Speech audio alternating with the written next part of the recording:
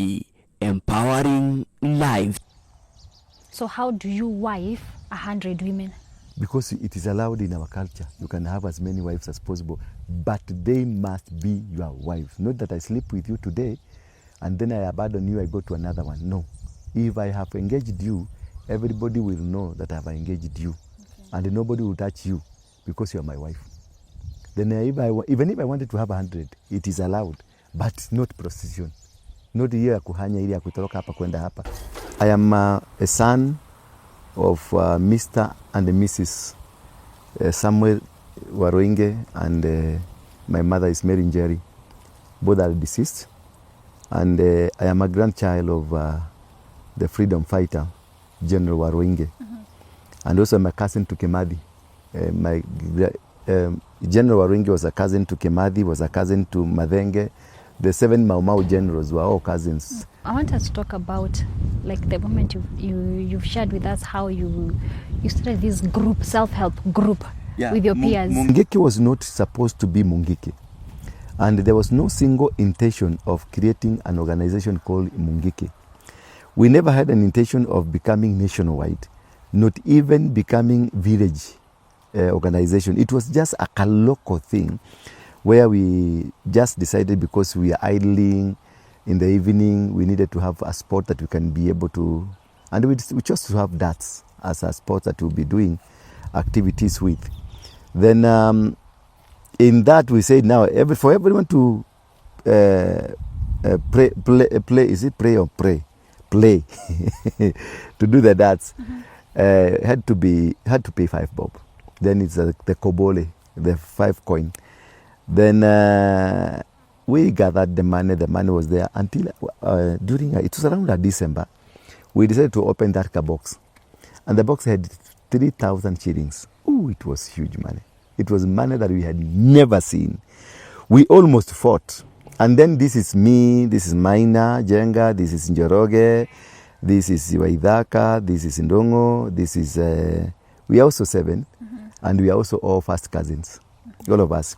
So we almost fought because of this money, because some were saying we divide the money among ourselves, some were saying we invest the money, some were saying this. Then we chose now to involve the parents because it became a little bit difficult and dangerous. We almost fought. Then we called upon our parents to come in to guide us on how to use these 3,000 shillings. It was huge money. I had never seen such a money. And then we were told to invest, to buy potatoes, and then we sell the potatoes, and the business worked well. And this is what propelled us to navigate more to many other people. And because of that, the rumors went that kind of a game is making money. So every young person chose to come to join us, to become part of us, because they have hope of money. And again, we had started events that were creating more money, like now selling potatoes, selling carrots, selling cabbages, and also containing the traffic of the lorries that were coming to come and collect the potatoes. We were stopping them and charging them to come. And whoever that wanted to come and work in that area, we formed a gang that stopped everybody and everything. If you don't pay, you cannot work there. So that is how we attracted many other young people, because there was a source of income. And because of that source of income, all the villagers, young people joined us. And that is how we had more command. We made more, we wielded a lot of power amongst the young people, and amongst the peers who are a bit older than us. They also came to us, and they thought that I was a genius. They used to call me a genius. They thought that I was a genius. I'm able to create jobs and create money for people. And the turning around of our organization, and now attaining the name of Mungiki, it was around 91, yes, around 1991 there, when we had the tribal clashes in Molo. And the Kalenjin people were fighting us, fighting the Kikuyus, removing the Kikuyus from their land.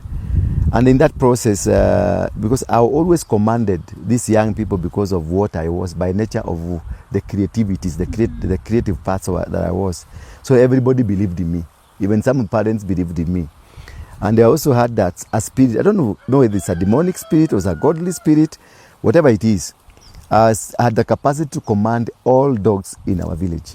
Every dog, I will come and make some a strange voice, then every dog will follow me. So I used to be followed by about 100 dogs, 50 dogs, sometimes 30 dogs, according to which village I've gone. If I come to your village, all the dogs will follow me. If I go to another village, all the dogs. So that weird thing that everybody knew about me, and my bad behavior, no, that's the kehe, how do you call the kehe in English? It's okay. Yeah, whatever it is. I was a notorious kehe, a notorious boy that was in charge of everything. If anything wrong happens at home, the first suspect was me, even if I'm 100 kilometers. Because they knew this thing, if it is found, it is most likely to be found kwetu. Because all the young guys, all the boys, listened and obeyed me religiously. Okay. They followed me religiously. So I will tell them, nenda kwenu, lazima to come and see me, you have to come with 5 bob. Na wangeleta. Wanaenda wanaiba. Ama come to there. Tomorrow we are going to some places. Tulikuwa tunapeleka ng'ombe malishoni. So I will ask everyone that will come with the cows tomorrow to come with 2 eggs or something from home, a chapati or 2 chapatis, whatever it is, you have to come. Whatever was cooked yesterday by your mother, you have to come with it. And also come with 5 bob or 10 bob, whatever it is that you find. Or come with anything that I want you to bring. They will come. If you don't bring, you'll be beaten. That was a rule. That was a law. And then I was a young boy, about 8, 9, 10 years there. So who was doing the beating? It's me. Okay. I was the commander. Yes. Displaying my force. And the dogs were also disciplined. So now we are still growing, and the tribal clashes started. We were a group now, everybody is believing in me. Then the Kalenjin started fighting us from Kurusoi and from Odenguruoni and the Kirenget. People were running from Kurusoi, the Kikuyus were running, Tamuyota, Kamwaura, Mochorwe, people were running away, taking back, going to Molo town. Then now, in our farm is called Kiambereria. It's a bit far from Odenguruoni towards Molo town. Now we saw people coming from Kurusoi carrying their luggages, their houses have been touched. Our parents started organizing us to Tokeni hapa twende. And then what our parents were telling us, let's go kwao. That is Muranga, Kiambu. And because I am that young man who used to ask questions, because I will not allow you to just tell me, let's go, and we go. I will ask you, why are we going? Where are we going? Ask my father, where are we going? My father told me we are going Muranga. Where? Kwetu, and their home, where he came from. I told my father, no, that is your home. You are going to see your mother. My home is in Moro in Kiambereria, where I was born. Me, I'm not following you. I can't go with you to your place. Then I was beaten like Kenge. I was beaten because of disobeying, because they knew literally I will disobey. And everybody was waiting to see how will I say, what will I say. So I was beaten by almost all the wazes in the village. And they told my father that, tulikuambia tu, hii mtoto yako ni nyang'au tu. This is very bad boy. And I was accused for every manner of anything that was wrong. I was accused of it.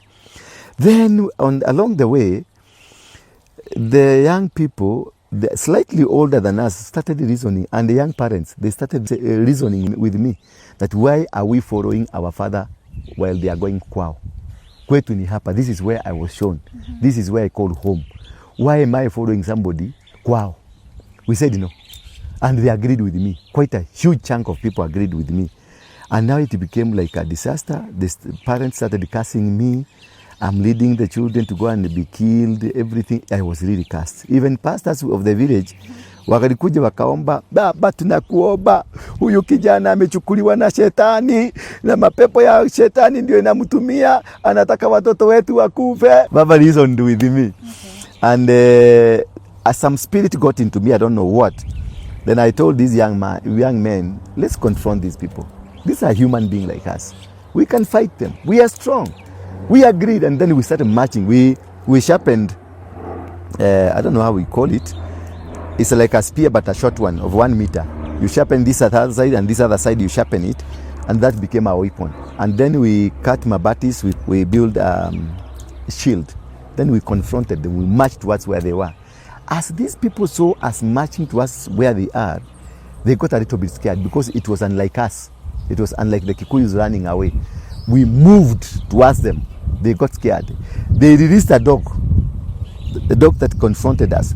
This dog came straight towards me. I hit it on the head, it died. Then when they saw their dog has died, they all ran away. Then we pursued them. We pursued them to Kursoi, down to Kipkelion. They went to Kericho, the other side of Kericho. And the tribal clashes came to an end. Now that's a time my nature or whatever, my next move of my life changed.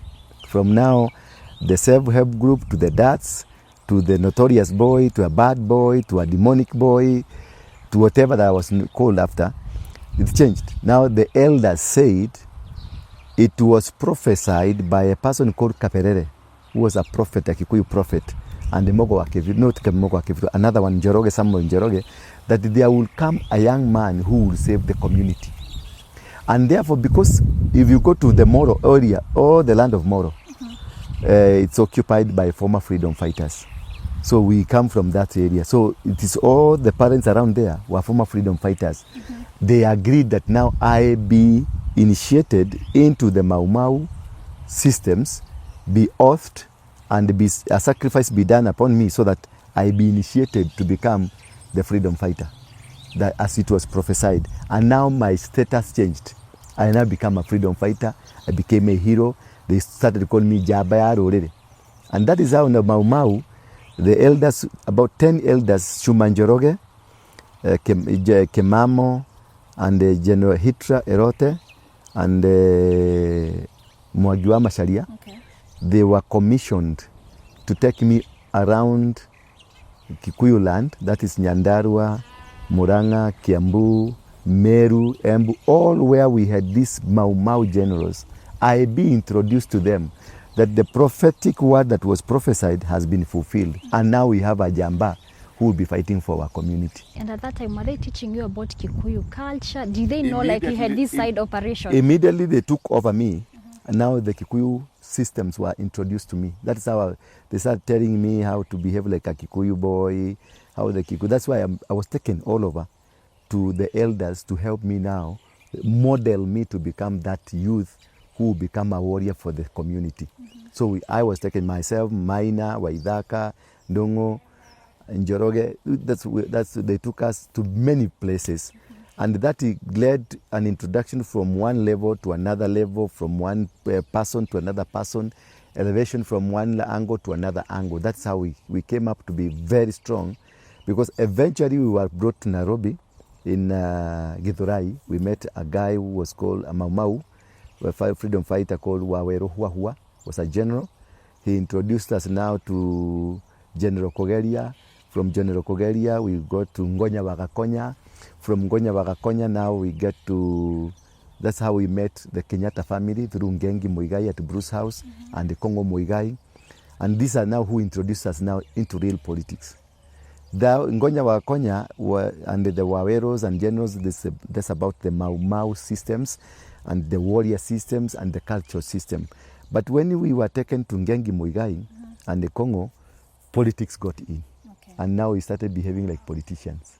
Yes. So that's how now MUNGIKI left Molo, and went now to the central part of Kenya. Yeah, we came to Nairobi. Then from Nairobi we were spread all over central Kenya. And now we started recruiting people, young people. They became members. Already we had already been recruited by the Mau Mau. We had already been oathed by Mau Mau. And now these Mau Mau elders that were sanctioned to make us become, they gave us an oath and they trained us to give oaths. So wherever we went, we gave oaths to young people. We recruited young people. And they joined us, Muranga, Kiambu, and everywhere. And once you are oathed, you become a staunch supporter of MUNGIKI. You become somebody who is ready to die. That oath is dangerous. I don't know what it is. I was administering it, but I could not tell you what the spirit behind it. Because once I recruit you, you can't go back. And you can even kill for somebody. You kill anybody because of that faith. Yes. Waruinge, tueleze that oath, like the whole process. What was it like? An oath is an oath.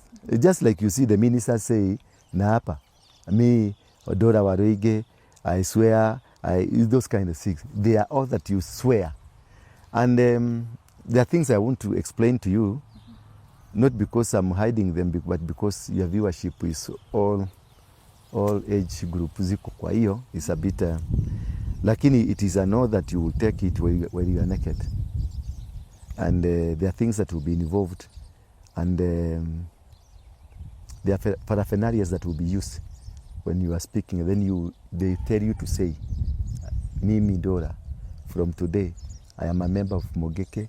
I will never betray it. I will never do this. If I betray, God kill me. I will never be associated. I will never do this. I will never do this. There are many things, including being honest, genuine, not having, not becoming a prostitute, not drinking. We never used to drink. We never used to smoke. Only a few used to smoke weed, but it was not a norm for us. And also, if you have a woman in your life, you are allowed to have even 100 of them, but they become your wives. So how do you wife 100 women? Because it is allowed in our culture. You can have as many wives as possible, but they must be your wives. Not that I sleep with you today and then I abandon you, I go to another one. No. If I have engaged you, everybody will know that I have engaged you. Okay. And nobody will touch you because you are my wife. Then even if I wanted to have 100, it is allowed, but not prostitution. Not hiyo ya kuhanya ili ya kutoroka hapa kwenda hapa. So, and if you are found doing that kuhanya-hanya, 25 strokes while naked. And if you are found stealing something from people, or you are found drinking or taking drugs, 75. And the consequences went up as the charges will become. We had our own courts. We had our own kangaroo courts. We had our own police. We had our own systems that operated like judges and everything. Mm-hmm. So we were able to tame crime. We were able to tame everything that was systematic. We were able to tame and make it work very well. Mm-hmm. Yes. And now how did this sect grow into such a powerful and feared organization? Yeah, anything grows because of self-realization and hope. Once somebody is able to be taught a doctrine of a self-realization, whether negative or positive, and then you realize that this thing is making me better, and many people reasoned with us. Again, we told them most of the work that we are forced to do is of Babylon. It's not a good job. Okay. We were deprived what we are. Our integrity was taken away. Our nature was taken away from us. So many people reasoned with us because many of the members of MUNGIKI were former Rastafaris. And the Rastafarians are from Haile Selassie, from Ethiopia. And they say they belong to Lion of Judah. Mm-hmm. So that concurred with our reasoning. So when we taught these young people, because many young people right now or then, they are somehow isolated from the mainstream church. They have no room in the mainstream because we have fathers who got saved and they believe you must get saved at whatever cost. You must follow them. They will not explain to you, but you must follow them. So we thought that this one will bring a break between us and the parents. And that is how MUNGIKI grew. Then immediately what did we do? When we came together, formed organizations in Kayole, in Ndura, we thought of how would we make money? Because for me, from the word, when I was a young person, I was a money maker. Should we be idle or should we do some business? Then say we have to do business. Then we thought, which kind of business can we do easily? I will give this is another version of a story, but I also go back for another that brought me to that matatu. So we thought of what can we take easily? We decided matatu industry because matatu was not regulated. Mm-hmm. So we started with Kayole. I'm the one who started the route ya Kayole, and we named it 1960. Okay. Then we went to Kariobangi, we went to Ndura, we went to Kware, and we controlled all those matatus. If you want to operate there, you have to give us some money for your vehicle to be allowed to operate there. If you are a driver, you have to give some money. You have to be a member of MUNGIKI to be able to drive a car there. To be a makanga, you have to be a member of MUNGIKI. And to be that person who is at the stage, you have to be a member of MUNGIKI. And we managed to do so because we recruited those that were there and they brought more. And those who refused? Those who they were beaten and chased away. You could not refuse because it was a movement, a powerful movement. And then from there, we were successful. Matatus was streamlined and we started operating as a a cartel, a very powerful cartel. Then because of that, everybody was going home with 500 shillings and taxed money every day. So many young people started joining. As they joined, we oathed them. We gave them oath. We recruited them into MUNGIKI because we had already been taught by their elders. So once you are oathed, now we decided to work with the oathed people. Those are the people that we will work with. If you are not given an oath, you cannot work with us. So they opted now because they knew I cannot work with these people if I'm not in an oath. So they decided to get into the oath. So people voluntarily joined MUNGIKI. So the number became big, and as the number became big, we thought of what else can we be able to do. We took over the water from the city council. Okay. Now we started selling water. When you say we took over the water, You know, the water is supposed to be supplied and distributed by the city council. They're the one who come regulate, the ones who give the meters. So we cut the source of the water. Then we now started selling this water to the people who are supposed to be sold by the kanjo. Mr. Waruinge, that's criminal. Yes, it is criminal according to you. Okay. So when we regulated that, number ikaendelea kuongezeka because people are earning. Then we decided we are going to collect garbages. So every door we put a nylon paper kwa mlango yako. And then jioni tutachukua 20 bob. That is Mathare, Kayole, Dandora, all over. Now you can imagine how watu wote. And it's a must to put a 20 bob. You must pay 20 bob. Whether you have the garbage or you don't have the garbage, you must produce 20 bob. And this one tulikuwa tunakuta tuko na 500,000, 1 million, and then this money will be subdivided to the new members for every day salary, 500 shillings. Then we moved and the number became big again. We thought of now electricity. We chased power from Mathare, we chased power from Dandora, we chased power from all over. And now we started distributing our electricity.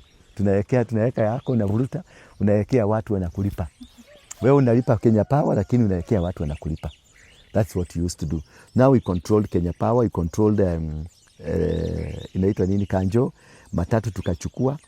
Bado namba ikaongezeka. Now we decided what we do, let's go to town. When we came to town, with the hawkers tukaanza kazi ya hawkers. Tukaanza kufukuzwa na kanjo. When tumefukuzwa na kanjo, we organized, we said now, we cannot go. We are not cowards. We are Mau sons and daughters. We cannot run away. So we decided to go to Tomboya Street. Tukasema the Monday, nana ile pesa inaokotwa kule. Tulikuwa tuna save. Unapatiwa 500, tuna save 300. Now 300 is for revolving fund. Any new member will be given 10,000 to go and start a business, coordinated and guided by the MUNGIKI hierarchy. So if you want to open a kiosk, we'll give you money. You open up a kiosk, we'll manage it, and you will be paying back every day 100 bob. Every day you have to pay 100 bob. So we increased the revenues. And these revenues, that is what we use now to give every new member that was joining us will be given 20,000 or 10,000, depending on where and what you're about to do. The maximum was 20, the minimum was 10, but guided. Then we gave all the young people that we came in money to start hawking. The one who do the electronics, the one who do clothing, the one who do sufurias, all things that happens in the city. Now the Kanjo came and started fighting these young people. They thought these are the ordinary people that they are used to fight. Kumbe they didn't know this is an organization. So that is where we had that rungu. There's a rungu we call Madiokore, the Maasai rungu. We used to call it Madiokore. No, I told every member to acquire one. And now we are going to the city to capture the city. At the city, the Kanjo came and we gave them a thorough beating because they thought they are coming to fight 2 men, 2, 5, 10 people, an organized thing. We dealt with the Kanjo nicely and the best way we could. Tuliwachapa vizuri, then we locked them in Dandora. All our Kanjo askaris, we took them in. In Dandora, we could hire the whole building and make it a prison. So anybody who was running against us or a member who was misbehaving, we'll keep them there as prison. We had our prison department. So all the askari wa Kanjo, we prisoned them in Dandora for 1 week. And we recruited them to become MUNGIKI members. That is how we took over Nairobi. So after taking the barabaras, Kirinyaga Road, River Road, all those roads, we took them. The Waindis raised money and took the money to President Moi so that yakuja tufukuze. They took about 50 million or 100 million to Moi. These young people to be chased away. Then we know somebody hinted on us what they did. So he decided no Muindi will operate from Nairobi anymore. We started chasing them from their shops. And we chased them from Moi Avenue, Tom Mboya, all over, by getting into their shops, either robbing them, locking the gates where they are entering, or even beating them in the evening. So they ran away from Nairobi. We took over those houses. How are you getting away with that in a country that is of law and order? Kenya has never been of law and order. The might wins. And because you have the power. Imagine you are controlling Kayole, Dandora, everywhere you are and you have the masses, and you are giving them hope. Who will joke with you? You are creating employment, which the government has been unable to create. Yes, you may say it is illegal, but was it an employment? Were they earning? Were they eating? Yeah? Were they dressing? Were they, you see, anything that gives hope, whether it is good or bad, as long as there is hope, everybody will go there. And that's an army, enough to contain you. And then you find the Kanjos were able to recruit them because they were never paid salaries. They will go for 7 months, 8 months without salary. The police is the same. So police used to come and collect money from us. And OCS, we employed OCSs. The Buruburu OCS, I employed them. The evening they will come for their money. You go to Central Police Station, the OCS evening will come for the money. There is a point they will come and collect their money. So these people were under our payroll. The system was under our payroll. Nobody will just come and do it. Unishike, unipeleke wapi. You will go, you are a matatu owner, you will say, now I'm going to report. We will even give you the OCS number to ease. Usichoke sana ukitafuta OCS. Hii ndio namba ya OCS, hii ndio namba Nairobi County Commissioner, hii ndio Nairobi number ya Commissioner, the main Commissioner. This is his number. And even you call Abongo, then he was Abongo, you call him. Hello, how are you, afande?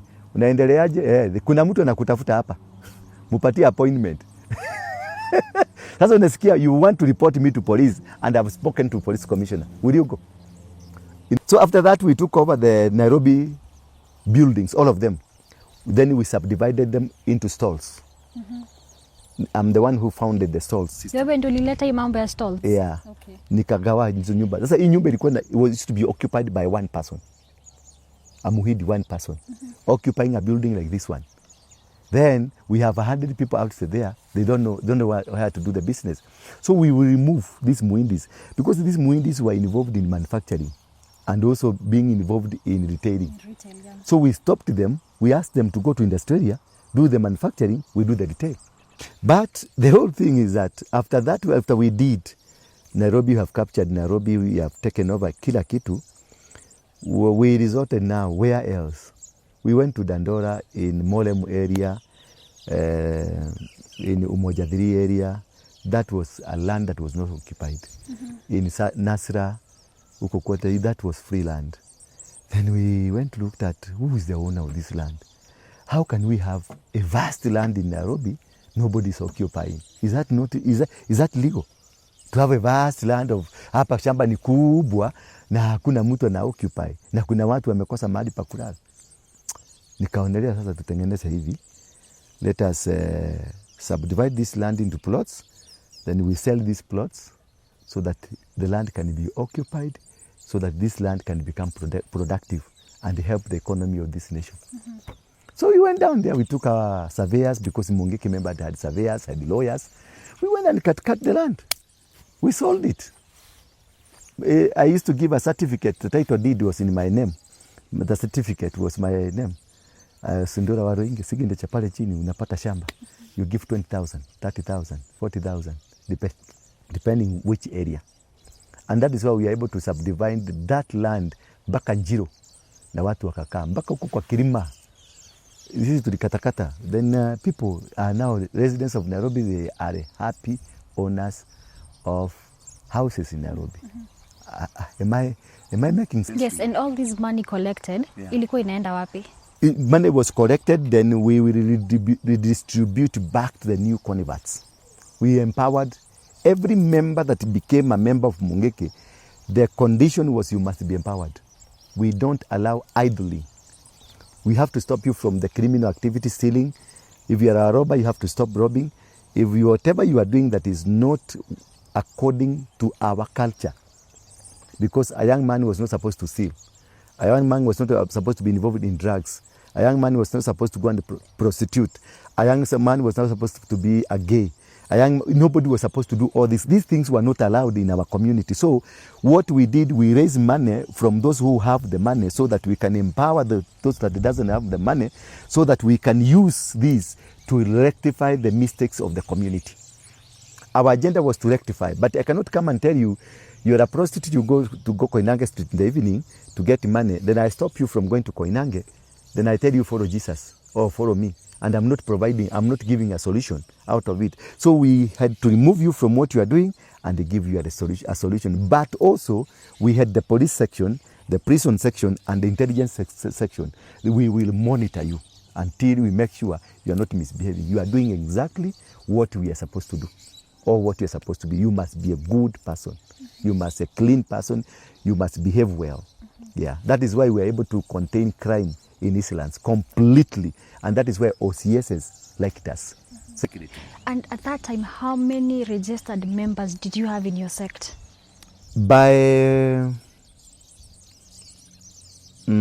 We had close to 1 million across the nation.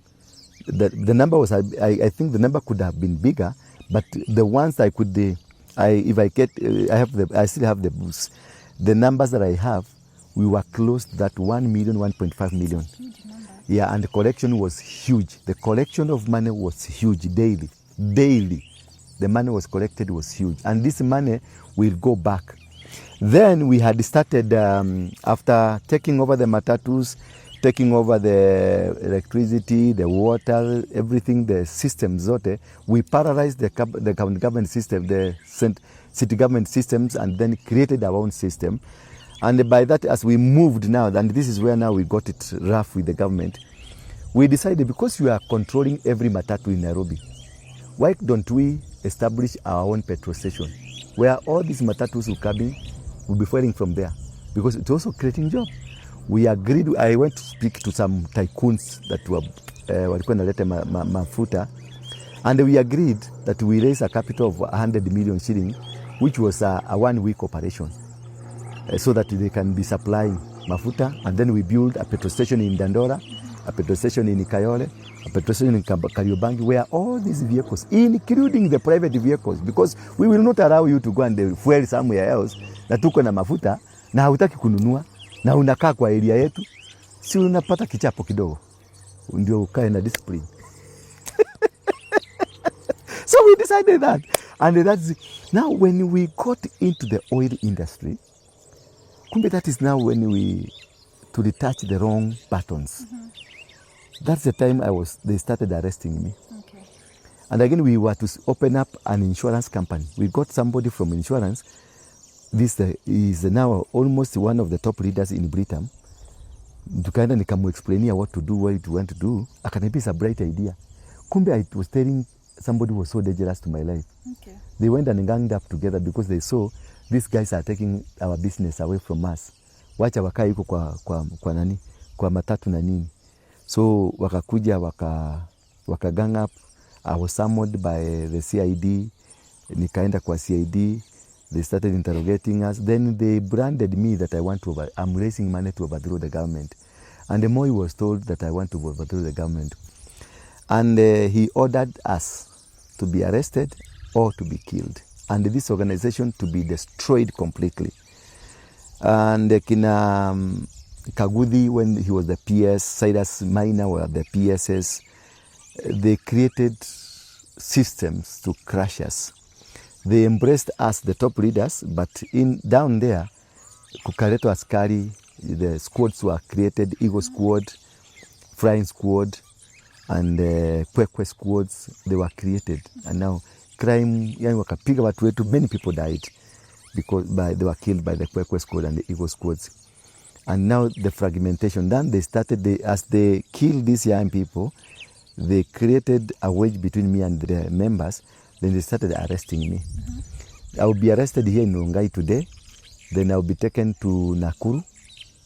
I'll be locked in Nakuru until saa 9 usiku. I'll be picked, be taken to Kondere in Kisumu. Then from there, I'll be taken to Lodwar. And it was like that. And then in all these things, I'll be taken to courts. There's some courts will open in the night. I'll be taken to court and then they will say I did a robbery. Where? The robbery I did in Mombasa. But where am I charged? In Kisumu. Then because I had a very good network, they will come and give me, remove a bond for me. Then while nikitoka nje, then I'm arrested, taken to Lodwar, charged with a robbery. In that night I was in Kondere police station. I robbed a bank. Then I'll be taken, so I was moved from one prison to another prison, from one police station to another police station. I've been to prisons and police station 52 times. I've been shot at 12 times and poisoned 9 times. Different occasions? In different occasions. Okay. And at some point, they convicted me to hang, but the machine refused to kill me. What do you mean the machine refused to kill you? I'll explain to you when I come back to that. Remind me when we're there. So that is the system that we created, and they created an empire. In our earlier conversation, you mentioned that you were supposed to be hanged, yes, and the hanging machine did not work. Yeah. Take us through that So process. when you are convicted of hanging, they say you'll be hanged by rope until you die. Not by anything, not by shot, because there are several convictions that you can be poisoned, you can be injected, you die, you can, they can shoot you. There are many things, there are many forms. They can set a chemical on you, you die. But the court has to be specific. What will kill you? It is by hanging. So in Kamete, there is that machine, ya kuhang. It is in Block D. So once the day for you is ready for you to be hanged, they'll go and prepare the machine. And apart from the hangman, are there witnesses who come to witness this process? Yes, there is a commissioner, the police boss. The police boss is there, a representative of the police, a representative from judiciary must be there, a representative from the prisons must be there, and the hangman, and also a bishop, a Catholic father, or a sheikh. They must be there. They have to come and pray for you as you go.